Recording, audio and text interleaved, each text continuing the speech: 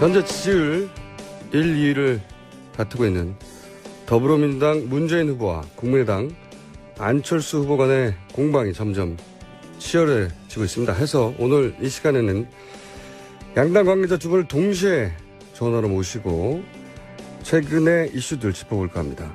더불어민주당 문재인 후보 선거대책위원회 홍익표 수석 대변인 연결되어 있습니다. 안녕하십니까, 의원님? 네, 안녕하세요. 홍익표입니다. 반갑습니다. 네. 안녕하세요. 국민의당 안철수 후보 선거대책위원회 김경진 홍보본부장 연결되어 있습니다. 안녕하십니까, 의원님? 네, 안녕하십니까. 김경진입니다. 네. 자, 오늘은 시간이 충분하지는 않지만 현재 이슈가 되고 있는 사안들에 대해서 간략하게 서로 짚고 반론하는 시간을 좀 가져볼까 합니다. 먼저, 더불어민주당 홍익표 의원님에게, 어제죠. 어제 안철수 후보 부인 특혜 채용 사실에 대해서, 사실 확인이 됐다 주장을 민주당에서 했는데 어떤 내용입니까? 네, 안철수 후보의 부인신 김미경 씨가 카이스트에서 서울대 교수로 채용될 때 사실상 안 후보와 함께 1+1으로 특혜 채용됐다는 사실이 이제 문서로 저희가 확인을 했습니다. 결국 이제 김미경 씨가 서울대와 카이스트의 각각 채용 계획이 수립도 되기 전에 이미 채용 지원서와 관련 서류를 작성해 놨다는 거죠. 그리고 안 후보하고 같이 자기의 임용과 관련된 서류를 동시에 이미 준비를 합니다. 즉 이미 안철수 후보와 같이 김미경 교수가 채용되는 것을 전제로 해서 준비를 했다는 것이죠. 채용 지원서를 보면 동의를 이미 3월 30일 날 계획이 세트되기 전에 이걸 준비를 하고 있습니다. 내용을 좀 제가 설명을 좀 자세히 좀 드리겠는데요. 첫째, 안철수 후보가 지원한 서울대 융합과학기술대학원 전임교수 특별채용 계획이 2011년 3월 18일, 그다음에 배우자인 김미경 씨가 지원한 서울대 의학과대학 전임교수 특별채용 계획은 2011년 4월 19일에 각각 수립되는데, 김미경 씨가 서울대 채용 지원서 수립도 되기 전에 3월 30일에 이미 채용 지원서를 작성을 합니다. 그리고 이런 관련된 재직증명서와 관련 박사학위 증명서 이런 것들을 3월 22일과 23일 날 안철수 후보와 같이 이걸 서류를 준비를 하죠.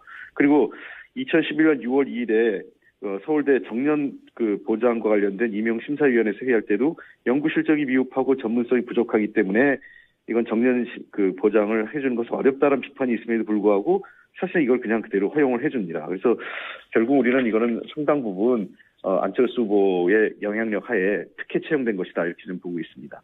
자, 여기 대해서 국민의당 김경진 의원님 반론해 주자면요. 그러니까 채용 전에 서류를 준비하는 것은 당연한 것 같고요. 안철수 후보하고 지금 김미경 부인하고 두 분이 서울대 의대 같은 캠퍼스 커플 아니겠습니까? 이 김미경 교수 같은 경우는 지금 서울대 의대 졸업하고 서울대 의대에서 지금 병리학으로 석사, 박사, 그다음에 성균관대학교에서 교수, 그다음에 이제 미국 유학 가서 미국에서 이제 로스쿨 3년 다니면서 캘리포니아 주립대 변호사, 뉴욕주 변호사 자격증 2개 땄고 미국에 있는 스탠포드로 기억하고 있는데 스탠포드 대학교에서 법과 의학 연구소에서 거기서 개건 연구원을 지금 2년을 했었거든요. 그러면 이 정도로 이 병리학 박사의 이 특허법 전문가, 미국의 변호사, 이 정도의 자질과 재원을 갖추고 있는 융합 인재가 대한민국에 얼마나 있는지. 그래서 이런 사람을 서울대학교에서 채용했다고 하는 것이 도대체 무슨 문제가 있는지. 그래서 문제 제기를 이해할 수 없는 상황이고요. 안철수 후보가 김미경 교수 채용에 도대체 어떤 비리를 저질렀다고 하는 것인지 별로 이렇게 납득하기 어려운 얘기들인 것 같습니다. 알겠습니다. 각각 그럼 한 번씩 더 요 주제로 재반론의 기회를 홍익표 의원님한테 드리고 김경진 의원님 반론도 들어보겠습니다. 제가 짧게 말씀드리겠습니다. 예. 지금 우리 김경진 의원님이 제 말씀을 잘 이해를 못하신 것 같은데 채용 전에 서류를 준비했다는 게 아니라 채용 계획이 수립되기 전에 이미 채용 준비를 했다는 거예요. 어떻게 우리 김경진 의원님 잘 쓰신 말로 어떻게 이런 채용 계획이 있는 것을 우리 김미경 교수께서 어떻게 알았을까요? 저도 그게 굉장히 궁금합니다. 그리고 두 번째는 안철수 후보하고 이 김미경 교수가 공동으로 같은 직장에 근무한 게 한두 번이 아니에요. 단국대 의대 91년에 2월까지 단국대 의대 학과장으로 재직하다가 군에 입대한 직후에 91년 3월에 김미경 교수가 조교수로 임명이 되고요. 또 카이스트에도 함께 2008년에 들어가고 서울대에도 2011년에 비슷한 시기에 같이 임명됩니다. 이게 한두 번이 아니라 결국은 이러한 형태가 3번씩이나 반복됐다는 거는 다분히 안철수 후보의 위치, 그다음에 여러 가지 활용한 특혜 채용이라고밖에 볼 수가 없는 거죠. 자, 김경진 의원님. 그러니까 두 분이 서울대학 의대 캠퍼스 커플일 때부터 아마 상당히 이렇게 금슬이 좋았던 것 같고요. 꼭 아마 어쨌든 이분이 그러니까 아까도 말씀드렸다시피 그런 이제 소소한 디테일은 저로서는 아직까지 지금 파악은 못 해봤는데 이게 그 정도로 한국에서 다양한 어떤 연구 경험과 경력, 그다음에 학위, 그다음에 미국에 가서 미국의 변호사 자격증까지 또 미국의 유수 대학의 연구원까지 이 정도 한 사람이라면 서울대학 이 교수로 임용되는데 하등에 무슨 하자가 있을 수 없고요. 저희가 알기로도 서울대학교 당시 총장님이나 이 채용을 담당했던 분들도 위원회 의결을 거쳐서 이 채용이 이루어졌고 그 과정이 아무런 문제가 없다라고 답변을 이미 했던 걸로 알고 있습니다. 그래서 너무 지나친 말씀 아닌가 싶습니다. 알겠습니다. 요약하면은 민주당에서는 안철수 후보 지명도 때문에 1+1 채용된 거 아니냐라고 이제 공격하시는 거고 국민의당에서는 무슨 소리냐. 충분한 자질과 자격이 있다. 이렇게 말씀하신 걸로 제가 이해했습니다. 자, 이번에는 저희가 사안이 많아서요. 좀 빨리 넘어가 보겠습니다. 이번에는 이제 국민의당이 먼저 민주당이 문제 제기할 내용입니다. 민주당의 문재인 후보 아들 채용 논란 충분히 해명되지 않았다고 보시는 거죠, 아직도? 그러니까 당시에 이제 고용정보원의 원장님이 이제 권재철 씨라는 분이었는데요. 그러니까 이제 이분이 문재인 민정수석실 산하에 이제 비서관으로 근무를 하다가 이 고용정보원 원장으로 간 상태였고, 이제 거기서 어쨌든 사람을 채용하는,데 실제 이제 그때 당시에 아마 비정규직을 정규직으로 이제 전환하는 절차와 더불어 이제 외부 이제 신규 채용이 이제 있었던 모양인데, 어쨌든 외부 지원자 같은 경우에는 2명 응시해서 지금 2명 합격했는데 공교롭게도 지금 그 2명 중에 1명이 지금 이 문재인 씨 아드님 문준용 씨거든요.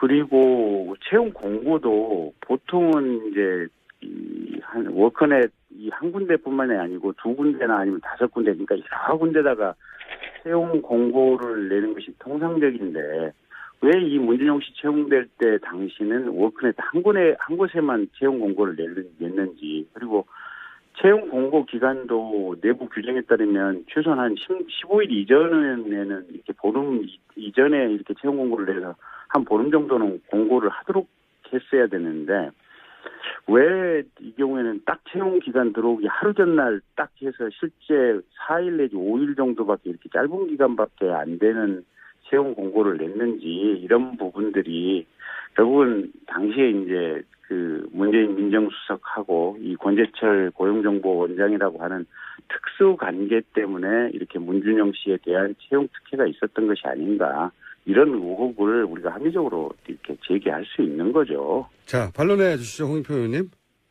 네, 어쨌든 아마 우리 사회가 이 특권, 그다음에 권력 있는 사람들의 자제가 특혜 채용되는 거에 대한 여러 사례가 있다 보니까 아마 이 사례도 그렇게 보여지는 것 같습니다. 우선 우리 사회에 그런 현상들이 반복되고 의혹을 근본적으로 해소하지 못한 거에 대해서 정치인 한 명으로서 일단 국민들께 사과드리고 싶고요.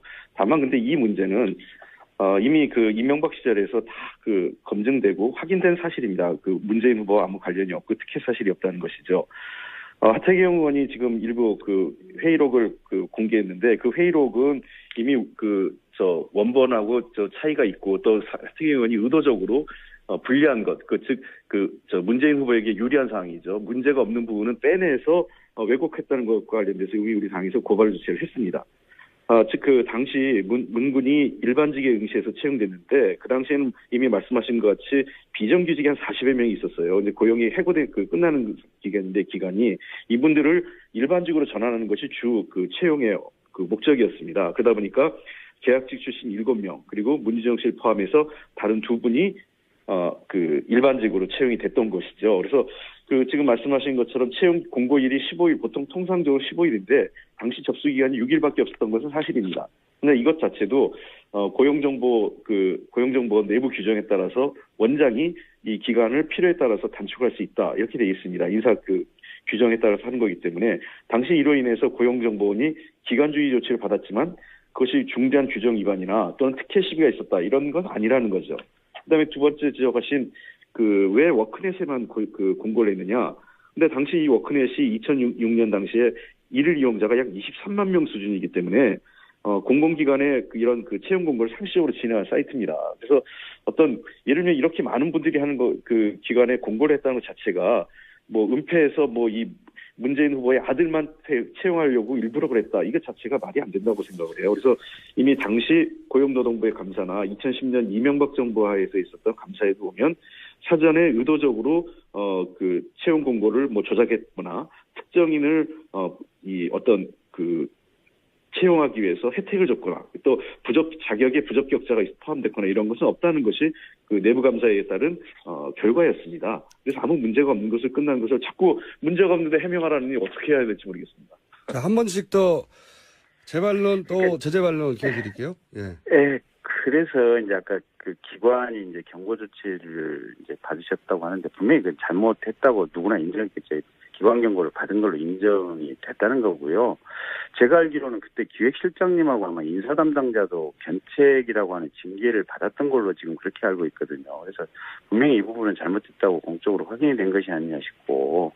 그런데 여러 가지가 참 공교로운 게 졸업증명서 같은 경우도 지금 서류 제출 기간이 지난 날짜에 지금 졸업증명서가 붙어 있거든요. 그래서 이런 것도 그렇고 아버지 같은 직장 동료였다는 점. 그다음에 이제 입사하고 14개월 만인가 아마 이게 어학연수를 가겠다고 휴직을 했을 겁니다. 근데 그게 보통은 어느 직장에서 입사한 지 14개월 만에 이게 어학연수 가겠다고 휴직을 받아주는 직장이 어디 있는지. 그리고 휴직을 17개월인가 하다가 돌아와서 이제 퇴사를 했는데 어쨌든 퇴직금도 이게 34개월분 기준으로 해서 받았지 않습니까? 그래서 도대체 이렇게 자비롭고 잘 대해주는 이런 기관과 직장이 어디 있는지. 그래서 이런 일련의 흐름들이 물론 이제 문재인 후보 측에서는 이제 각각의 사유에 대해서는 구체적인 변명을 하고 계시지만 큰 틀의 흐름을 가지고 보면 문재인 후보와 당시 권재철 고용정보원장이 같은 직장 내 상사와 부하로 근무했었던 관계, 또 문재인 당시 민정수석이라고 하는 이 어떤 직위 이런 것들 때문에 이루어진 것이 아닌가 이렇게 합리적인 의심을 하기에 충분하다는 거고요. 혹여 잘못된 점이 있으면 그냥 국민에게 사과를 하시는 게 어떨까라는 것이 제 개인적인 의견입니다. 자, 홍익표 의원님. 예, 저는 이제 문재인 후보가 과거 민정수석이나 비서실장 시절에 동문이라든지 선후배들이 찾아갔을 때 얼마나 냉정하게 굴었는지 지금도 동문 사이에 인기가 없어요. 그러니까 이게 저는 아들을 특혜 채용하기 위해서는 훨씬 더 좋은 데도 있어요. 여기에 굳이 이렇게까지 무리해서 할 이유가 없는데 왜 이렇게 했을까? 전 그것도 좀 충분히 국민들이 보기에는 그래도 좋은 직장 아니야 지금 와서 그럴지 모르겠지만 당시에 그렇게 특혜를 하면서 갈 만한 그렇게 대단한 그런 자리 아니었다고 저는 보고 있고요. 물론 그럼에도 불구하고 그런 취직을 하는데 그런 특혜가 있었다는 지금 지적을 해주시는데 이렇게 생각을 합니다. 그러니까 기관주의 받았다고 하는데 기관주의는 이것 때문에만 받은 게 아니라 인사와 관련된 문제, 그다음에 회계와 관련된 문제, 또 내부 여러 가지 문제를 포함해서 기관에 대한 주의나 경고 등을 하는 겁니다. 저도 공공기관에 근무해본 경험이 있기 때문에 아는데 기관에 대해서 감사를 하거나 내부 감사 또는 감사원 감사를 해서 기관 주의 경고를 할 때에는 한 가지 사안 때문에 주는 게 아니라 여러 가지 사안을 묶어서 그에 해당하는 종합적인 판단을 내리는 거지 이 사안만 갖고 기관 주의나 경고를 받았다는 것은 잘못된 지적이다 그런 거고요. 두 번째 이제 이 14개월 만에 입사 14개월 만에 이 해외에 이제 휴직을 하고 갔다 이러는 건데 이것도 규정이 돼 있습니다. 본인이 취업 보통 1년 이상만 근무하면 대개 갈 수는 있어요. 허용을 해주는 거기 때문에 물론 14개월 만에 갔다 이게 빠르다 이렇게 할 수도 있지만 내부 규정에 전혀 문제가 없었다는 거고 또 3개월 전체에 대해서 휴직 예를 들면 퇴직금을 받았다고 하는 건데 이거 자체가 노동법에 아무 문제가 없어요. 우리 김경진 의원께서도 뭐 법을 하셨으니까 우리 노동법에 보장되어 있는 권리를 받은 건데 그거를 특혜 시비로 하시면 안 되죠. 그럼 우리나라 근로자들이 전부 다 해당하는 근로기준법에 해당하는 정당한 권리를 받을 수 없다 이렇게 될 수도 있는 거기 때문에 저는 법적으로 아무 문제가 없고 그 당시에 당연한 그 권리를 했다고 저는 이렇게 보고 있습니다. 알겠습니다. 이 문제는 뭐 언론에서 워낙 많이 다뤄졌기 때문에 다음으로 넘어가겠습니다. 두 분이 충분히 말씀하신 것 같고 세 번째로는 이제 문재인 후보 아들 문제가 나오니까 안철수 후보 딸 재산 문제도 또 나왔습니다. 이 부분은 민주당 홍익표 의원이 먼저 문제가 뭔지 지적하셔야 될 것 같습니다.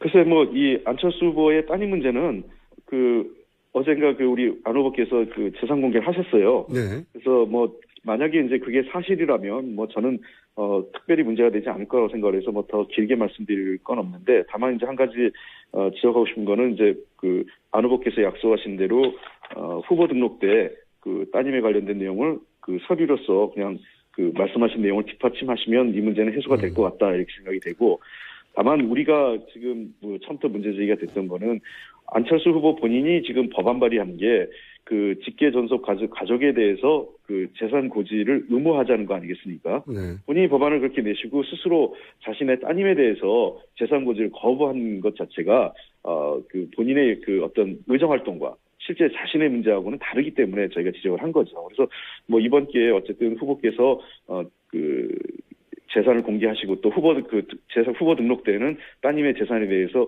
서류로서 입증하시겠다고 하셨으니 저는 잘하신 거라 생각합니다. 알겠습니다. 여기 대해서 혹시 김경진 의원님이 반론하시거나 보론하실 게 있습니까?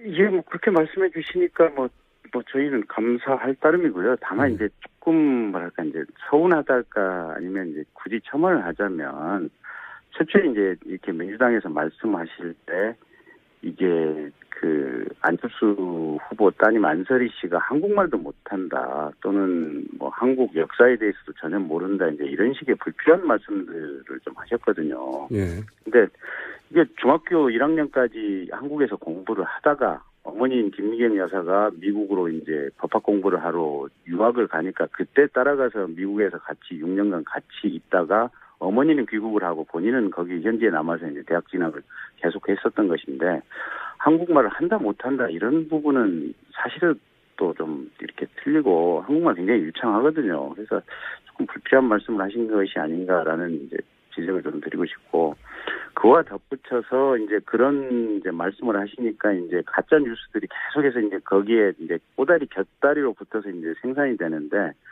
원정 출산했다는데 사실 서울대학교 병원에서 태어났거든요. 그다음에 미국 국적이나 미국 영주권을 가지고 있다 이런 식의 이제 허위 뉴스들이 생산이 되는 겁니다. 근데 오로지 미국 시민권이나 영주권 신청한 적도 없고 한국 국적만을 가지고 있을 사람들이거든요. 그래서 그런 것들이 조금 이제 자세랄까 태도 이런 것들이 차라리 그냥 재산 공개해라. 그리고 그게 이제 어떤 대통령 후보로서 자세와 품격에 맞지 않겠느냐 이렇게 얘기를 했으면 그냥 편하게 또 이렇게 선거 후보 등록하면서 이루어졌을 문제를 굉장히 좀 복잡하고 곁다리를 많이 만들어내서 마치 의혹이 크게 있는 것처럼 여러 가지 그냥 말에 말을 만들어내는 어떤 그런 과정들이 조금 저희가 좀 상호 자제를 했으면 하는 그런 희망사항입니다. 알겠습니다. 지금 저희가 다루려고 했던 게 많은데 이야기가 길어져서 지금부터 좀 짧게 말씀해 주시면 좋겠습니다. 감사하겠습니다.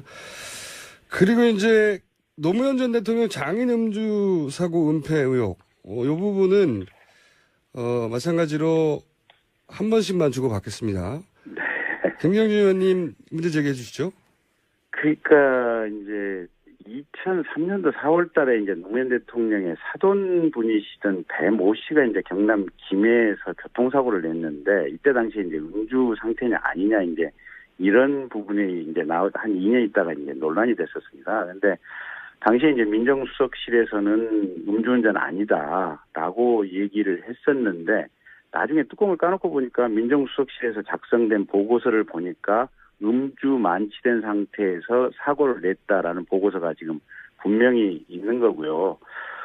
그래서 어쨌든 이 민정수석실이 이 사고를 상당히 조작하려고 하지 않았느냐라는 의혹이 가능한 거고, 실제로 당시 경찰에서 보면 단순 접촉사고로 지금 처리가 돼 있거든요. 그래서 사건 조작 의혹이 지금 강하게 든다. 그리고 이 건과 관련해서 경찰청 자체 감찰한 바에 따르면 이때 당시에 지금 청와대에서 나와서 이 사건을 알아보고 다녔다고 하는 건데, 이제 도대체 청와대에서 일선 김해에서 발생한 교통사고 사건을 왜 관여를 하고 그걸 알아보고 다니는지, 일선 경찰이 수사나 조사가 끝나고 나면 그 부분에 대해서 수사 보고서를 공식적으로 보고 받으면 되는 걸 가지고 왜 그렇게 직접 확인을 하고 이랬는지, 그리고 왜 이렇게 내부 보고서와 다른 내용의 발언을 기자들에게 해서 허위였던 이 보도를 했는지, 이런 부분들이 사건을 조작한 것이 아니냐, 이렇게 의심할 만한 충분한 정황이 있다고 저희는 보고 있습니다. 알겠습니다. 홍표 의원님.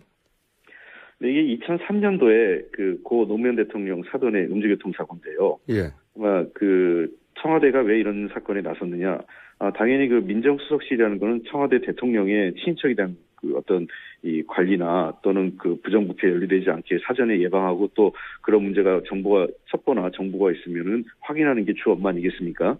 그래서 청와대에서 아마 단순한 사람도 아니고 노무현 전 대통령의 사돈이 교통사고를 내는 거기 때문에 그거에 대해서 정황 파악을 위해서 한 거는 저는 당연한 업무 수행이라고 생각을 합니다. 다만 이 사건이 초기에 보고될 당시에 2003년도 당시에는 쌍방합의고 피해자 측이 어떤 문제제기 없이 그냥 합의된 사건이라고 정리가 됐고, 그렇게 당시 민정수석인 문재인 후보께서는 그렇게 보고를 받으신 거죠. 그러다 보니까 이 문제에 대해서 특별히 더 이렇게 얘기할 게 없었던 거죠. 당시 민정비서관이었던 분이 그렇게 보고를 했기 때문에, 실제로 이런 사건 하나하나를 청와대 업무 아시겠지만 민정수석의 업무가 어마어마하게 많습니다. 그거를 개별 한 사건을 직접 가서 다 들여다보고 조사할 수 없기 때문에, 그런 보고서가 올라왔고 원만하게 처리됐다면 그럼 그것대로 처리하세요라고 할 수밖에 없는 거죠. 그러나 이후에 2006년도에 피해자 측에서 이 사건에 대해서 제대로 이루어지지 않았다는 보고가 오게 되니까 문재인 비서실장께서, 당시 비서실장은 이거에 대해서는 엄중하게 처리하고 해서 사건이 원칙대로 처리된 사건입니다. 즉 초기 2003년에 제대로 된 보고가 이루어지지 않아서 문재인 당시 민정수석은 처리가 된 줄 알았다가,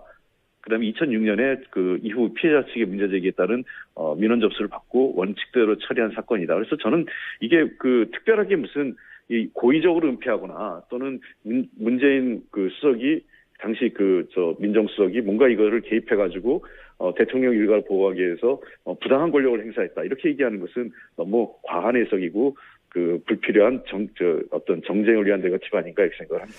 알겠습니다. 저희가 사실 많이 준비했는데 이야기가 길어져서 양쪽에서 오가는 현안들이 뭔지 한번 제대로 짚어보려고 오늘 이 시간 준비했는데, 오늘은 요거 한 가지 더 하면 시간이 다 될 것 같습니다. 좀 간략하게 문제 제기해 주시고 반론해 주시기 바랍니다. 안철수 후보 단설 유치원 신설 자제 공약, 이게 이제 저희가 드릴 마지막 질문인데 이게 논란이 크게 됐습니다. 홍익표 의원님. 예, 이게 어떤 현장에서 약간 좀 녹음이 이 오보로 인해서 이렇게 단설이 아니라 병설이 아니라 단설 유치원, 대형 단설 유치원 신설을 자제하겠다 이렇게 얘기하셨는데, 아시다시피 지금 단설 유치원 비중이 3%대에 불과합니다. 전체 유치원 중에서 국공립의 단설이 비중이. 그래서 저희는 기본적으로 우리나라에서의 보육과 육아, 출산 이런 여성의 사회적 진출 문제가 매우 심각하기 때문에 이것을 근본적으로 해결하기 위해서는 보육과 육아, 출산에 대한 사회적 책임과 공적 어떤 역할을 높여야 된다는 게 기본입니다. 단설이든 병설이든 그게 중요한 문제가 아니라, 이 문제를 결국은 사립유치원 원장들 앞에 가가지고 그분들의 이해관계를 대변하고, 진짜 우리 학부모들이 아이들을 유치원에 보내기 위해서 하늘의 별따기처럼 국공립시설에 보내려고 노력하는 것을 외면했다는 것이 문제의 포인트입니다. 알겠습니다. 김경진 의원님.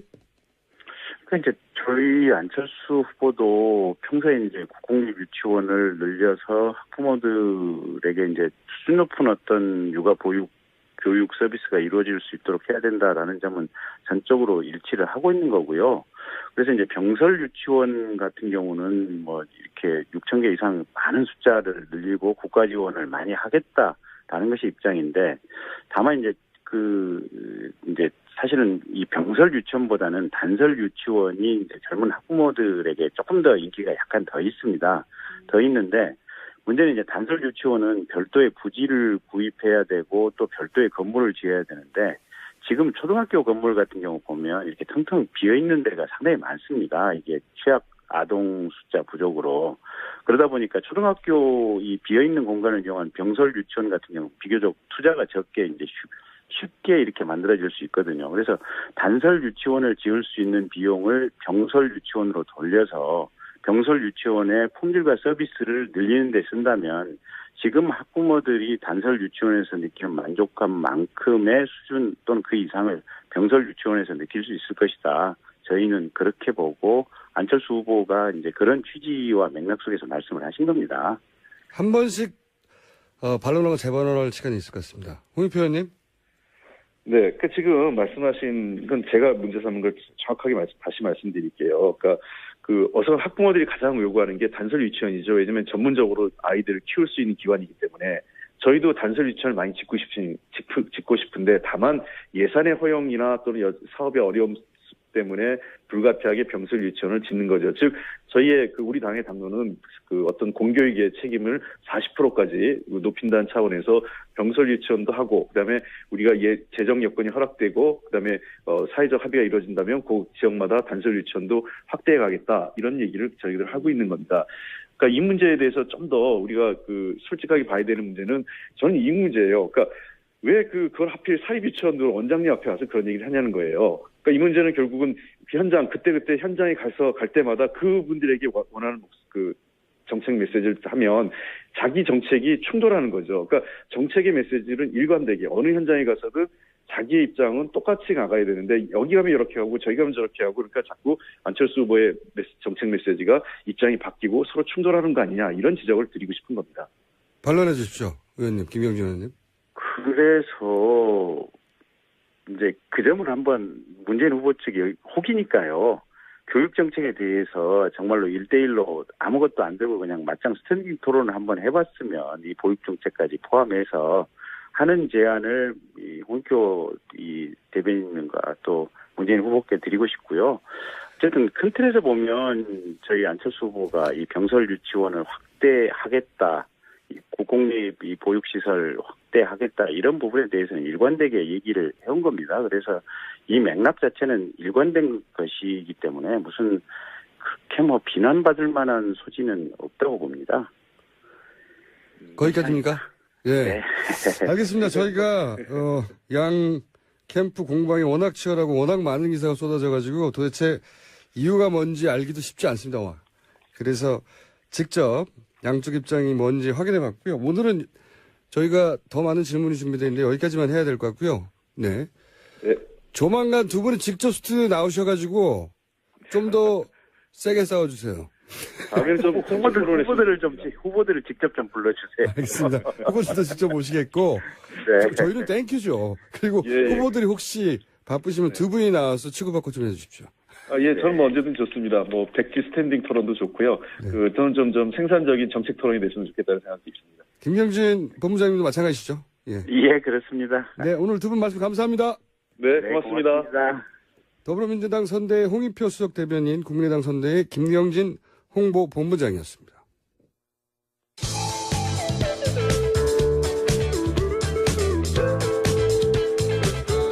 자체 발굴, 과즙 톡톡, 김어준입니다.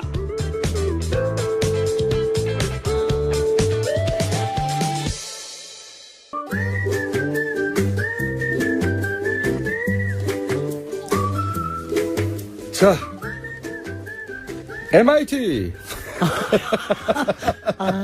참. 도시계획을 전공한 분들이 국내에 몇 있습니다만, 최초 여성 유일, 아직까지도. 안녕하세요. 참. 김진애 박사님 나오셨습니다. 요새 MIT 때문에 이것저것 얘기를 많이 들었습니다. 하여튼 여자라는 것만은 잊지 말아 주십시오. 네. MIT가 또, 저도 촘스키 교수님 인터뷰하러 가서, 네. 들렸더니 시골 아닙니까, 시골? 아, 그래도 진짜 하버드가 옆에 있는데 시골이라고 보기는 좀 그렇죠. 다들 하버드 보러 가시는데 네. MIT는 그냥 가까워요. 스쳐가는데 네, 가까워요. 정말 저는 MIT 유학 가서 처음으로 노암 촘스키 거기 계신지를 알고 제가 깜짝 놀랐어요. 촘스키 선생님 거긴지 모르시고. 모르고 갔어요. 근데 거기 가서 알아가지고 제가 MIT를 다시 봤죠.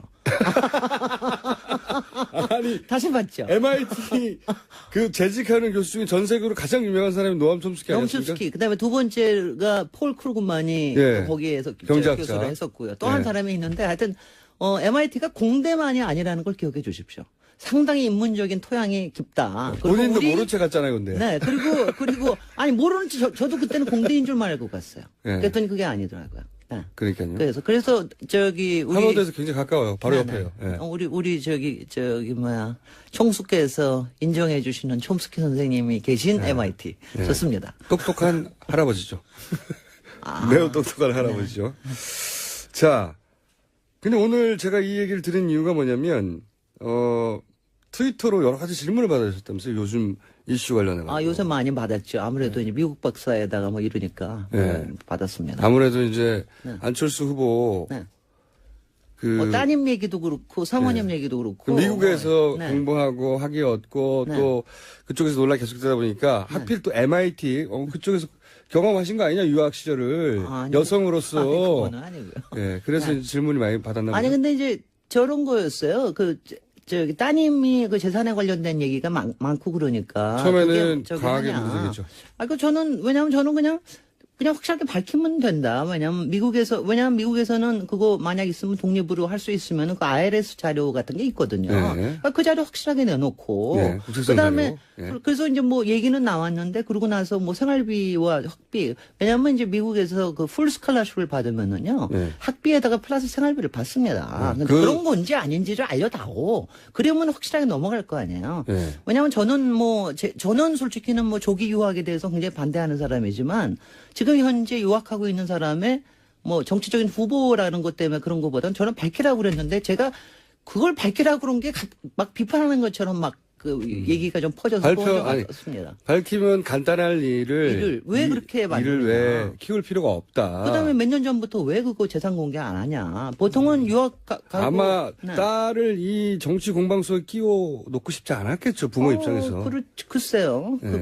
그럴 수가 없죠. 근데 그거 좀 하고 나니까 또 이제 사모님권 얘기가 나오는데 이건 뭐냐면 저도 이제 MIT 박사에다가 저는 이제 교수도 못 됐잖아요. 기껏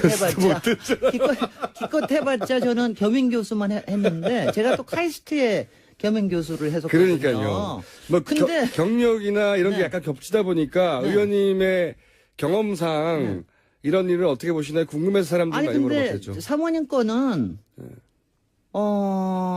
하여튼 기분이 좀 꿀꿀합니다. 솔직히 그러니까 개인적으로 따님 문제는 네. 조교 수입 3, 4물에 대해서 의문을 표하는 것도 있지만 풀 스칼러십 받고 하면 가능하다. 가능한 얘기. 이건 문제 없다라고 네. 보시는 네, 거고. 네, 밝혀만 치면. 근데 네. 사모님 거는 글쎄요. 저는 뭐냐면 이거예요. 제가 바로 거기 가시기 전에 제가 겸임 교수를 했더라고요. 2년 네. 동안. 근데 저도 겸임 교수는 사실 별거 없는 아주 단순한 거거든요. 근데 겸임은 명예직에 가깝나요?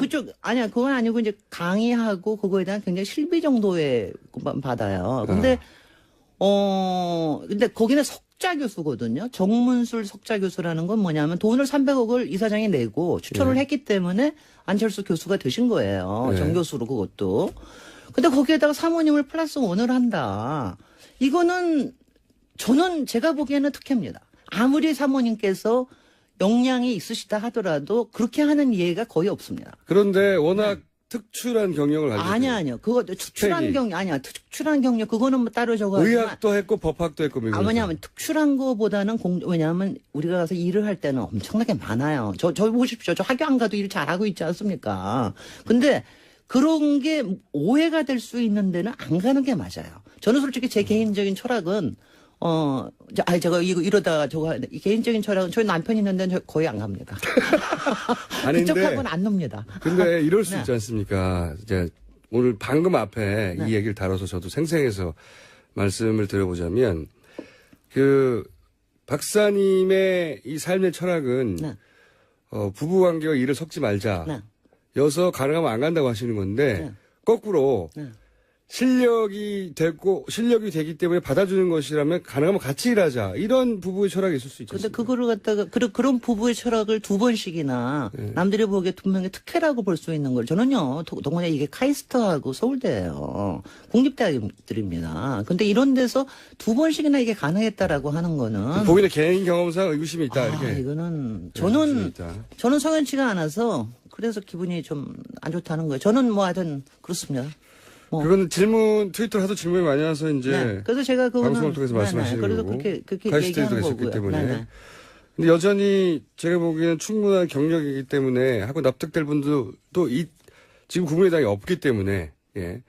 국민의당하고 상관없이 궁금해서 이제 박사님한테 여쭤본 건데 네. 어쨌든 반론해줄 사람이 없어서 제가 대신 반론하고 있습니다. 충분히 스펙이 되고 예. 그리고 부부 철학이 그러하다라고 이제 국민의당의 입장이 인 것 같고요. 자, 오늘은 다시 본론으로 들어왔어. 지난주에 뉴타운은 사기다 여기까지 했잖아요. 아니, 그러니까 우리가 지난번에는 이제 개발 공약이 왜 대선 후보 공약이 될까? 그 전에 이제 뉴타운에 대해서 사기다 이렇게 얘기를 했는데, 그러니까 뉴타운의 대안에 대해서 우리가 얘기하려고 그러다가 제대로 못 했었거든요. 네. 그래서 이제 그러면 뉴타운의 대안은 뭐냐? 그 뉴타운 말고 할 수 있는 게 있냐? 이런 질문들을 저도 또 굉장히 많이 받아요. 네. 그럼 어쩌려고 그러는 거냐? 네, 어쩌려고 그러는 거냐? 오래된 주택들 뭐 어떡하라는 거냐? 아, 제가 이제 질문 받은 게 크게 두 가지예요. 네. 왜냐하면 사람들 마음속에, 아니, 그래도 뉴타운으로 해가지고 아파트 개발하고 이렇게 하는 게 좋은 거 아니야? 그 좋다는 건 뭐냐면은, 그래도 그렇게 하면은 아파트 수가 많아져가지고 사람들이 들어가서 살 기회도 많아지고, 동네도 낙후된 게 좀 좋아지고 이러는 거 아니야? 요 두 가지예요. 네. 그 다음에, 그거 한 가지하고 또 하나는 뭐냐면은, 다른 거로 어떻게 할 수 있는 방법이 없잖아. 그러니까 뭐 어떻게 하라고? 어떻게 하란 말이야. 네, 요거 두 가지거든요. 동네 낙후됐는데 뭐 하긴 해야 되잖아. 그 낙후됐다는 말도 참 싫어요. 낙후된 말이요. 제가 개발 공약이라는 말도 안 좋은데 낙후됐다는 말을 우리 쓰지 말고 동네가 좀 쇠퇴했다고 그럽시다. 그의 삶이. 그리고 어떻게 하란 말이야. 어느 게 더 기분 나빠할까요, 아니, 주민들이? 낙후됐다라는 건 뭐냐면은 자꾸 눈에 보이는 것만 고치자는 그런 식이거든요. 그리고 어떤 기준에서 뒤로 가고 있다라는 그 기준에 뭐 미치지 못한다라는 거로 해가지고 기분이 참 나쁜데 네. 쇠퇴라는 거는 좋은 시절이 있었으나 아하, 조금씩 그런 의미로. 나빠지고 있다라고 하는 이런 거니까는요. 외국에서는 다 그렇게 씁니다. 그런 식으로 씁니다. 한때 사실은 사람들이 그렇게 많이 모여 있다는 건 그 네. 지역이 한때 잘 나갔다는 얘기죠. 그럼요. 예. 그리고 정말 보금자리고 이랬는데 이게 여러 가지 상황이 바뀌면서 그리고 저 아파트 단지들이 막 침범을 하면서 이게 상대적으로 낙후된 거로 보이는 거죠. 쇠퇴해져 가고 말하자면. 있는데 이 문제는 어떻게 할 것인가? 글쎄요. 근데 그거에 대한 질문이요. 그래서 제가 이렇게 얘기를 했어요. 이제 일단은 제일 중요한 거는 뭐냐면은 아파트 단지로 개발을 하면은 원주민들이 10%에서 15%밖에 못 삽니다. 다 쫓겨나가요. 왜냐하면 그걸 견디지 못하니까. 그러니까 원주민을 살 수 있고 장사할 수 있게 해주는 게 제일 중요하다. 그다음에 두 번째, 이거 말고 다른 방법이 있냐? 자꾸 그러니까요. 개발 단위를 낮춰야 되는 거 하나. 단지가 아니라 좀 작게 하면은 중소개발업체라든지 이런 데 들어갈 수 있게 하는 거 하나. 근데 거기서 굉장히 중요한 게 인프라가 필요하잖아요. 뭐 학교도 필요하고 도로도 넓혀야 되고 이런 거 필요할 때는 공공에서 그런 지원을 해줘야 된다. 그렇지 않으면은 왜냐하면은 집만 지어가지고 동네가 좋아지는 게 아니잖아요. 그렇죠. 그러니까 이제 그거를 해줘야 되는 거에서 공공에서 지원을 해줘야 그러면은 된다. 집을 다 뜯어내고 갈아엎을 게 아니라 네. 공공에서 그 주변의 주거 환경이 좋아지도록 인프라들은 공공에서 많이 지원을 해주고 그리고 집이라든가 상가라든가 이런 게 자생적으로 재건축이 되거나 이렇게 될 수 있게 또 지원해 주는 게 필요한 거죠. 그러니까 지금 말씀하신 건 아파트 다 갈아엎어버리고 아파트가 대규모로 들어오고 네. 이런 게 아니라 싹쓸이 하는 게 아니라 개별 살금 하는 겁니다. 개별 이게, 개별 거주민들이 자신이 원하는 스타일로 집을 개조하거나 네.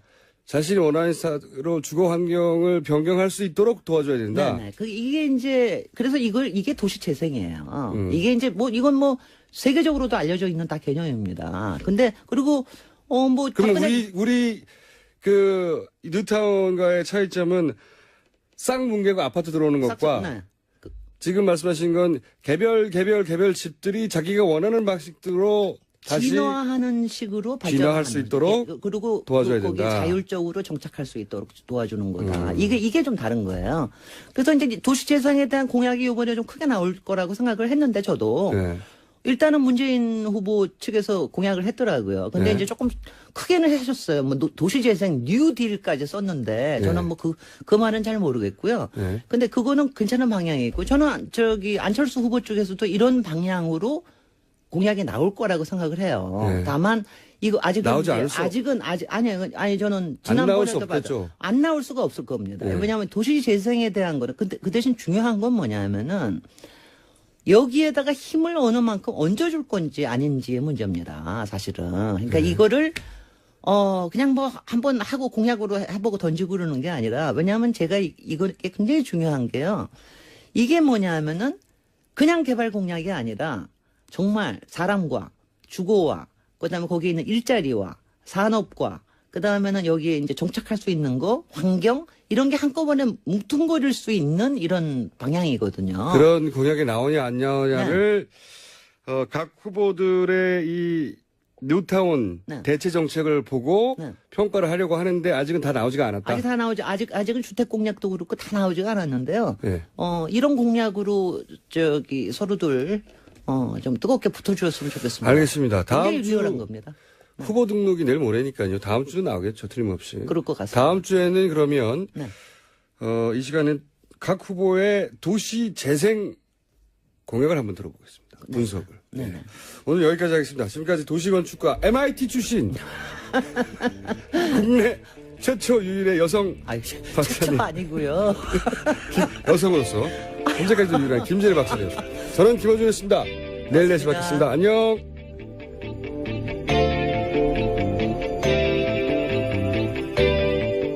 제도 고용정보 내부 규정에 따라서 원장이 이 기간을 필요에 따라서 단축할 수 있다 이렇게 돼 있습니다. 인사 규정에 따라서 하는 거기 때문에 당시 이로 인해서 고용정보원이 기간주의 조치를 받았지만 그것이 중대한 규정 위반이나 또는 특혜 시비가 있었다 이런 건 아니라는 거죠. 그다음에 두 번째 지적하신 왜 워크넷에만 공고를 했느냐? 근데 당시 이 워크넷이 2006년 당시에 일일 이용자가 약 23만 명 수준이기 때문에 공공기관의 이런 채용 공고를 상시적으로 진행한 사이트입니다. 그래서 예를 들면 이렇게 많은 분들이 하는 기관에 공고를 했다는 것 자체가 은폐해서 이 문재인 후보의 아들만 채용하려고 일부러 그랬다. 이거 자체가 말이 안 된다고 생각을 해요. 그래서 이미 당시 고용노동부의 감사나 2010년 이명박 정부 하에서 있었던 감사에도 보면 사전에 의도적으로 채용 공고를 조작했거나 특정인을 채용하기 위해서 혜택을 줬거나 또 자격에 부적격자가 포함됐거나 이런 것은 없다는 것이 내부 감사에 따른 결과였습니다. 그래서 아무 문제가 없는 것을 끝난 것을 자꾸 문제가 없는데 해명하라니 어떻게 해야 될지 모르겠습니다. 자, 한 번씩 더 재반론 또 제재반론 기회드릴게요. 예. 예. 그래서 이제 아까 기관이 이제 경고 조치를 이제 받으셨다고 하는데 분명히 잘못했다고 누구나 인정했겠죠. 기관 경고를 받은 걸로 인정이 됐다는 거고요. 제가 알기로는 그때 기획실장님하고 아마 인사 담당자도 견책이라고 하는 징계를 받았던 걸로 지금 그렇게 알고 있거든요. 그래서 분명히 이 부분은 잘못됐다고 공적으로 확인이 된 것이 아니냐 싶고. 그런데 여러 가지가 참 공교로운 게 졸업증명서 같은 경우도 지금 서류 제출 기간이 지난 날짜에 지금 졸업증명서가 붙어 있거든요. 그래서 이런 것도 그렇고 아버지 같은 직장 동료였다는 점. 그다음에 이제 입사하고 14개월 만인가 아마 이게 어학연수를 가겠다고 휴직을 했을 겁니다. 근데 그게 보통은 어느 직장에서 입사한 지 14개월 만에 이게 어학연수 가겠다고 휴직을 받아주는 직장이 어디 있는지. 그리고 휴직을 17개월인가 하다가 돌아와서 이제 퇴사를 했는데 어쨌든 퇴직금도 이게 34개월분 기준으로 해서 받았지 않습니까? 그래서 도대체 이렇게 자비롭고 잘 대해주는 이런 기관과 직장이 어디 있는지. 그래서 이런 일련의 흐름들이 물론 이제 문재인 후보 측에서는 이제 각각의 사유에 대해서는 구체적인 변명을 하고 계시지만 큰 틀의 흐름을 가지고 현재 지지율 1, 2위를 다투고 있는 더불어민주당 문재인 후보와 국민의당 안철수 후보 간의 공방이 점점 치열해지고 있습니다. 해서 오늘 이 시간에는 양당 관계자 두 분을 동시에 전화로 모시고 최근의 이슈들 짚어볼까 합니다. 더불어민주당 문재인 후보 선거대책위원회 홍익표 수석 대변인 연결되어 있습니다. 안녕하십니까, 의원님? 네, 안녕하세요. 홍익표입니다. 반갑습니다. 네. 안녕하세요. 국민의당 안철수 후보 선거대책위원회 김경진 홍보본부장 연결되어 있습니다. 안녕하십니까, 의원님? 네, 안녕하십니까. 김경진입니다. 네. 자, 오늘은 시간이 충분하진 않지만 현재 이슈가 되고 있는 사안들에 대해서 간략하게 서로 짚고 반론하는 시간을 좀 가져볼까 합니다. 먼저 더불어민주당 홍익표 의원님에게 어제죠. 어제 안철수 후보 부인 특혜 채용 사실에 대해서 사실 확인이 됐다 주장을 민주당에서 했는데 어떤 내용입니까? 네, 안철수 후보의 부인신 김미경 씨가 카이스트에서 서울대 교수로 채용될 때 사실상 안 후보와 함께 1+1으로 특혜 채용됐다는 사실이 이제 문서로 저희가 확인을 했습니다. 결국 이제 김미경 씨가 서울대와 카이스트의 각각 채용 계획이 수립도 되기 전에 이미 채용 지원서와 관련 서류를 작성해 놨다는 거죠. 그리고 안 후보하고 같이 자기의 임용과 관련된 서류를 동시에 이미 준비를 합니다. 즉 이미 안철수 후보와 같이 김미경 교수가 채용되는 것을 전제로 해서 준비를 했다는 것이죠. 채용 지원서를 보면 동의를 이미 3월 30일 날 계획이 세트되기 전에 이걸 준비를 하고 있습니다. 내용을 좀 제가 설명을 좀 자세히 좀 드리겠는데요. 첫째, 안철수 후보가 지원한 서울대 융합과학기술대학원 전임교수 특별채용 계획이 2011년 3월 18일, 그다음 배우자인 김미경 씨가 지원한 서울대 의학과대학 전임교수 특별채용 계획은 2011년 4월 19일에 각각 수립되는데 김미경 씨가 서울대 채용 지원서 수립도 되기 전에 3월 30일에 이미 채용 지원서를 작성을 합니다. 그리고 이런 관련된 재직증명서와 관련 박사학위 증명서 이런 것들을 3월 22일과 23일 날 안철수 후보와 같이 이걸 서류를 준비를 하죠.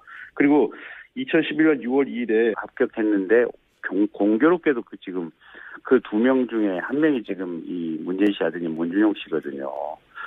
그리고 채용 공고도 보통은 이제 워커넷 한 군데뿐만이 아니고 2군데나 아니면 5군데, 그러니까 여러 군데다가 채용 공고를 내는 것이 통상적인데 왜 이 문준용 씨 채용될 때 당시는 워커넷 한 곳에만 채용 공고를 냈는지, 그리고 채용 공고 기간도 내부 규정에 따르면 최소한 한 15일 이전에는 이렇게 보름 이전에 이렇게 채용 공고를 내서 한 보름 정도는 공고를 하도록 했어야 되는데 왜 이 경우에는 딱 채용 기간 들어오기 하루 전날 딱 해서 실제 4일 내지 5일 정도밖에 이렇게 짧은 기간밖에 안 되는 채용 공고를 냈는지, 이런 부분들이 결국은 당시에 이제 문재인 민정수석하고 이 권재철 고용정보원장이라고 하는 특수 관계 때문에 이렇게 문준용 씨에 대한 채용 특혜가 있었던 것이 아닌가, 이런 의혹을 우리가 합리적으로 이렇게 제기할 수 있는 거죠. 자, 반론해 주시죠, 홍익표 의원님.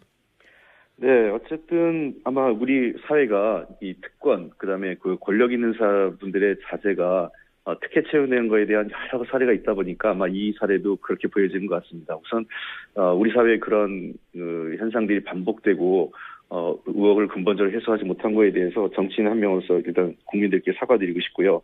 다만 근데 이 문제는 이미 이명박 시절에서 다 검증되고 확인된 사실입니다. 문재인 후보와 아무 관련이 없고 특혜 사실이 없다는 것이죠. 하태경 의원이 지금 일부 회의록을 공개했는데 그 회의록은 이미 원본하고 차이가 있고, 또 하태경 의원이 의도적으로 불리한 것, 문재인 후보에게 유리한 사항이죠. 문제가 없는 부분은 빼내서 왜곡했다는 것과 관련돼서 우리 당에서 고발 조치를 했습니다. 즉 당시 문군이 일반직에 응시해서 채용됐는데 그 당시에는 이미 말씀하신 것 같이 비정규직이 한 40여 명이 있었어요. 근데 고용이 해고된 끝나는 기간이 이분들을 일반직으로 전환하는 것이 주 채용의 목적이었습니다. 그러다 보니까 계약직 출신 7명, 그리고 문준용 씨를 포함해서 다른 2분이 일반직으로 채용이 됐던 것이죠. 그래서 지금 말씀하신 것처럼 채용 공고일이 15일, 보통 통상적으로 15일인데 당시 접수 기간이 6일밖에 없었던 것은 사실입니다. 근데 이것 자체로 재직하다가 군에 입대한 직후에 91년 3월에 김미경 교수가 조교수로 임명이 되고요. 또 카이스트에도 그 함께 2008년에 들어가고 서울대에도 2011년에 비슷한 시기에 같이 임명됩니다. 이게 한두 번이 아니라 결국은 이러한 형태가 3번씩이나 반복됐다는 거는 다분히 안철수 후보의 그 어떤 그 위치, 그다음에 그 여러 가지 그 활용한 특혜 채용이라고밖에 볼 수가 없는 거죠. 자, 김경진 의원님. 그러니까 아마 두 분이 서울대학 의대 캠퍼스 커플일 때부터 아마 상당히 이렇게 금슬이 좋았던 것 같고요. 꼭 아마 어쨌든 이분이 그러니까 아까도 말씀드렸다시피 그런 이제 소소한 디테일은 저로서는 아직까지 지금 파악은 못 해봤는데 이게 뭐 그 정도로 한국에서 다양한 어떤 연구 경험과 경력, 그다음에 학위, 그다음에 미국에 가서 미국의 변호사 자격증까지 또 미국의 유수 대학의 연구원까지 이 정도 한 사람이라면 서울대학 이 교수로 임용되는데 하등에 무슨 하자가 있을 수 없고요. 저희가 알기로도 그 서울대학교 당시 총장님이나 이 채용을 담당했던 분들도 위원회 의결을 거쳐서 이 채용이 이루어졌고 그 과정이 아무런 문제가 없다라고 답변을 이미 했던 걸로 알고 있습니다. 그래서 너무 지나친 말씀 아닌가 싶습니다. 알겠습니다. 요약하면은 민주당에서는 안철수 후보 지명도 때문에 1+1 채용된 거 아니냐라고 이제 공격하시는 거고, 국민의당에서는 무슨 소리냐, 충분한 자질과 자격이 있다, 이렇게 말씀하신 걸로 제가 이해했습니다. 자, 이번에는 저희가 사안이 많아서요, 좀 빨리 넘어가 보겠습니다. 이번에는 이제 국민의당이 먼저 민주당이 문제 제기할 내용입니다. 민주당의 문재인 후보 아들 채용 논란 충분히 해명되지 않았다고 보시는 거죠, 아직도? 그러니까 그 당시에 이제 고용정보원의 원장님이 이제 권재철 씨라는 분이었는데요.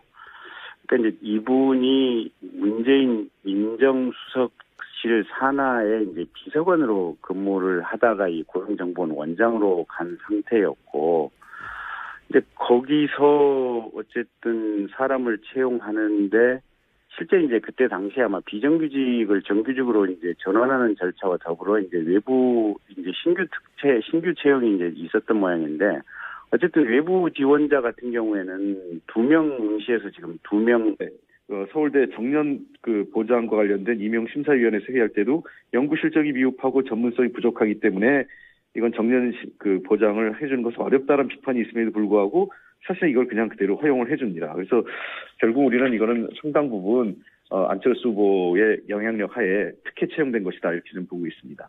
자, 여기 대해서 국민의당 김경진 의원님 반론해 주자면요. 그러니까 뭐 채용 전에 서류를 준비하는 것은 뭐 당연한 것 같고요. 안철수 후보하고 지금 김미경 부인하고 두 분이 서울대 의대 같은 캠퍼스 커플 아니겠습니까?